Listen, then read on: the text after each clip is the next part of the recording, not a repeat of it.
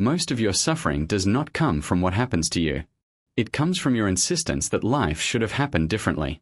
The uncomfortable truth is that the world will not negotiate with your preferences, and it does not pause for your fear. It will take what it takes, delay what it delays, and disappoint you without explanation. But there is a second truth, quieter and more liberating.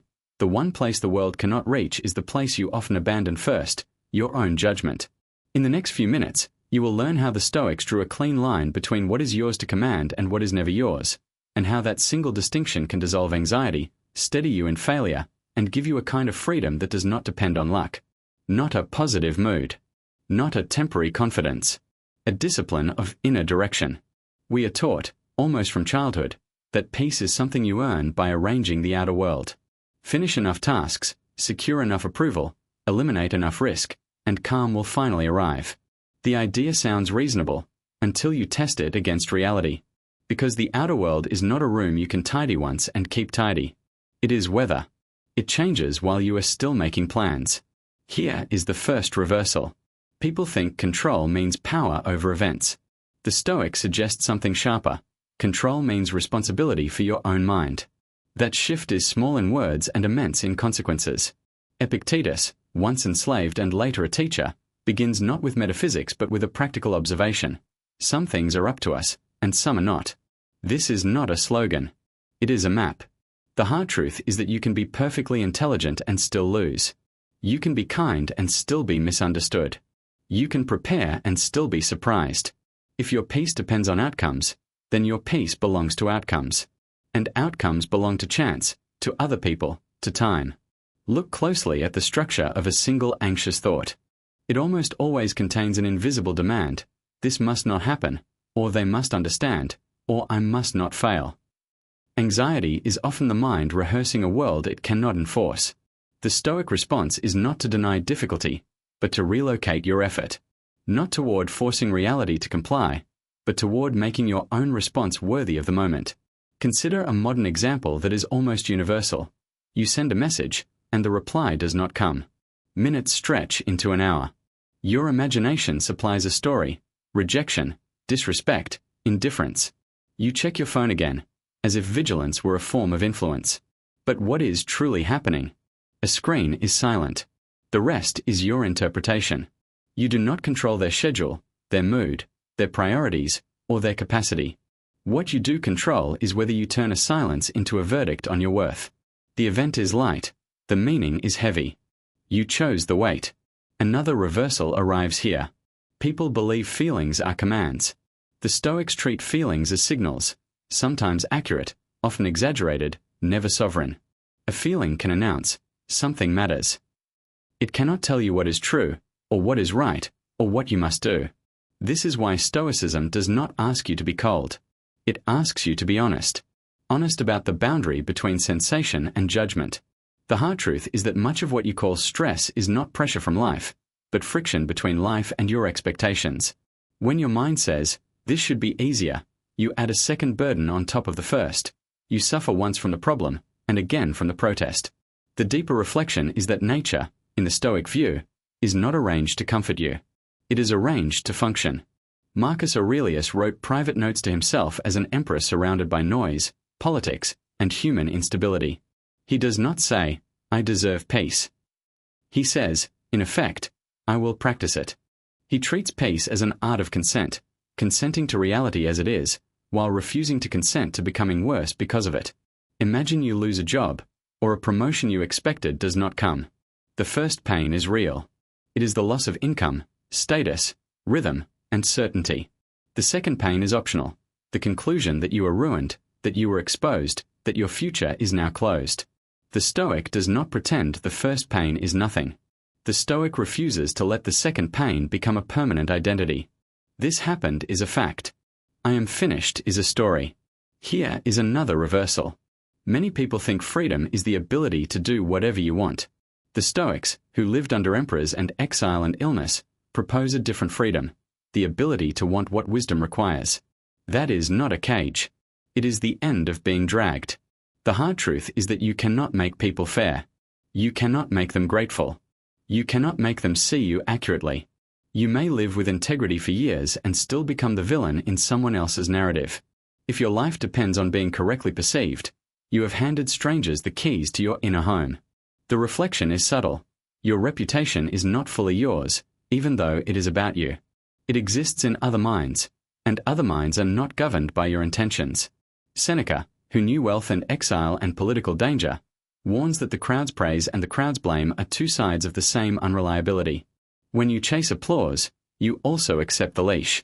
In everyday life, this looks like over-explaining. You craft the perfect message to avoid misunderstanding. You rehearse conversations. You revisit the same moment searching for the sentence that would have fixed it.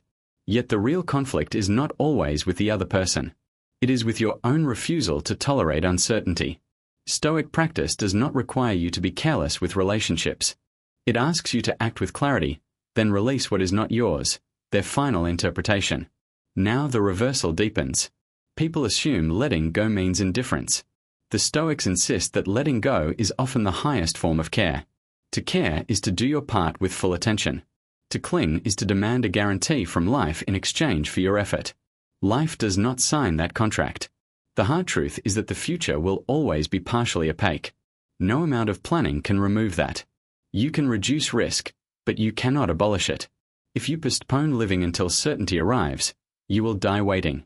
The reflection is that the mind wants security the way the body wants warmth. Yet absolute security is not a human condition. It is a fantasy of control.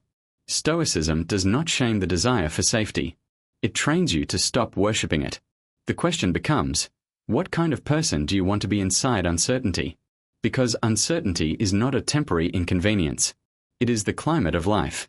A practical example: you step into a difficult conversation. You cannot control how it will end. You cannot control whether the other person will be open, defensive, or cruel. What you can control is whether you speak with honesty rather than aggression, whether you listen rather than perform, whether you leave the conversation having acted in a way you can respect. The result may still disappoint you, but you will not have betrayed yourself to chase a particular ending. At this point, if you find this kind of reflection useful, take a moment to subscribe to the channel and leave a thoughtful comment about a situation where separating what you can control from what you can't might change how you respond.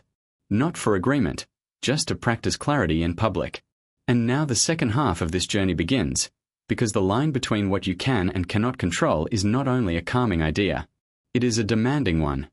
It asks you to stop blaming fate for what belongs to your choices, and to stop blaming yourself for what never belonged to you.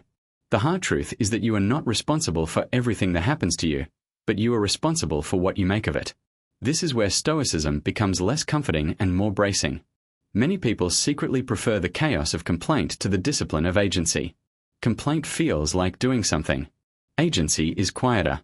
It requires decisions. The reflection is that control is not a wish. It is a category. What is up to you is not the weather of your emotions, but the steering of your attention. Not the impulses that arise, but the assent you give them. Not the first thought, but the second thought that judges the first. This is why the Stoics speak so often about judgment. They are not being academic. They are describing the lever that moves a life. A modern example: you wake up and immediately absorb the world's agitation through headlines, feeds, and other people's emergencies. By noon you feel hunted, though nothing has physically threatened you.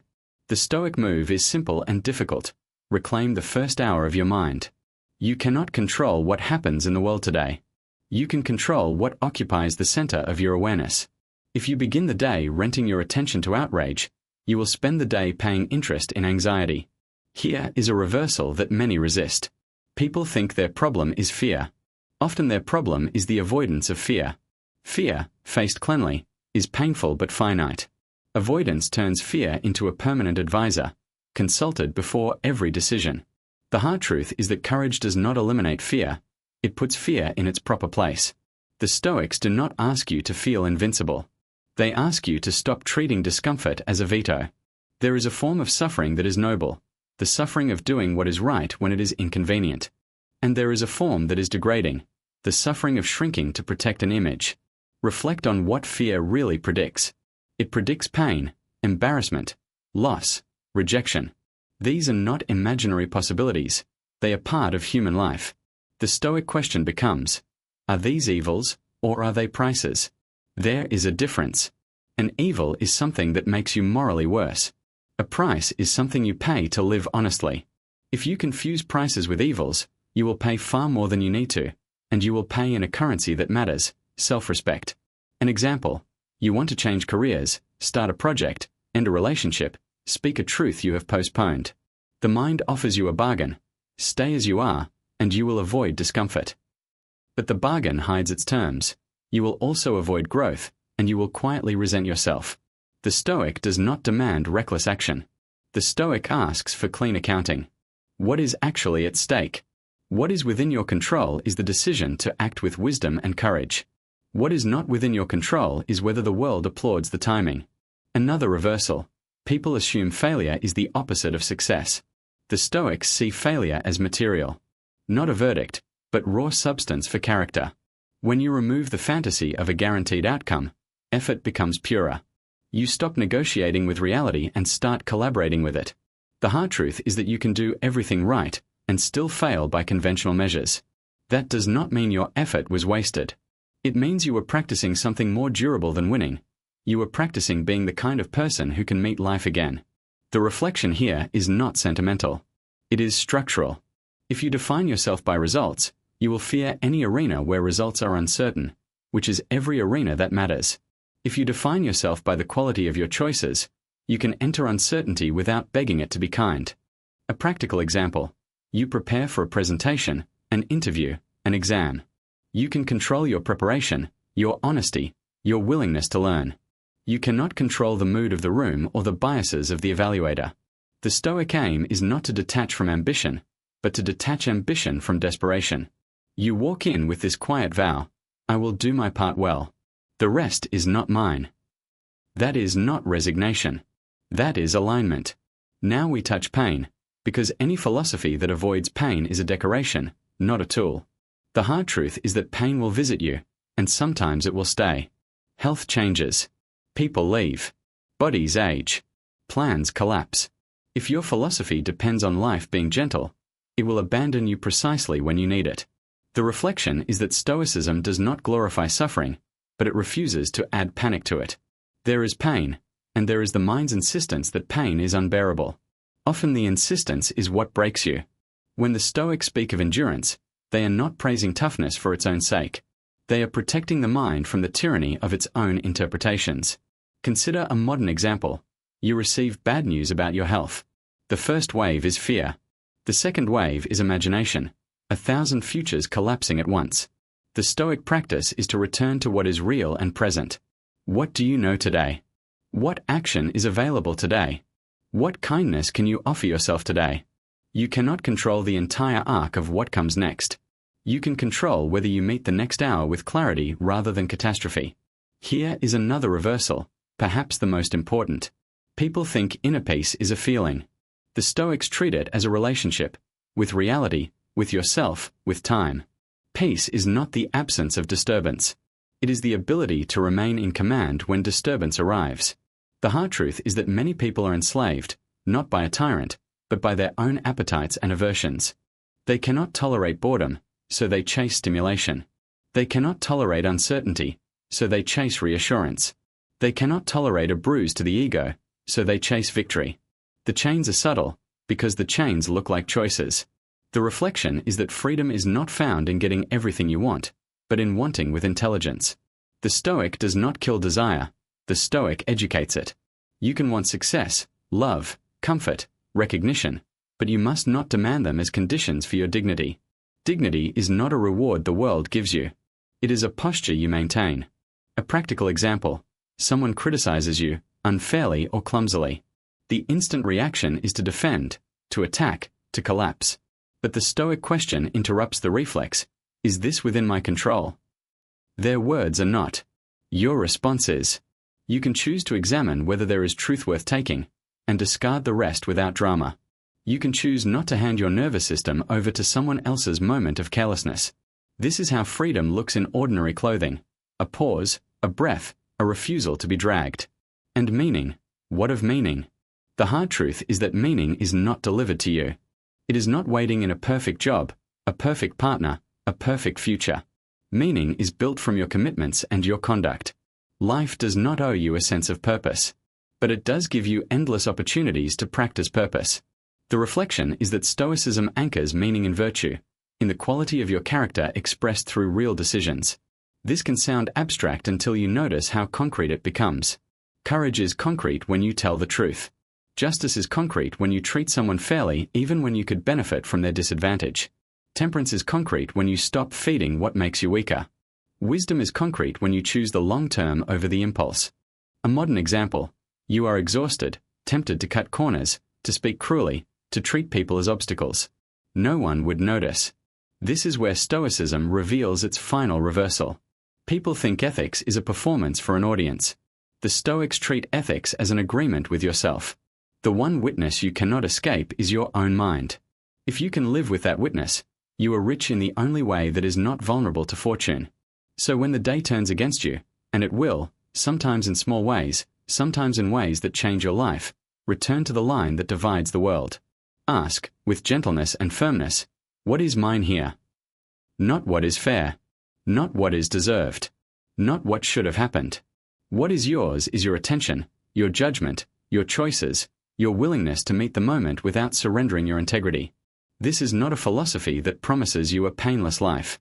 It promises you a life that cannot be fully conquered from the outside.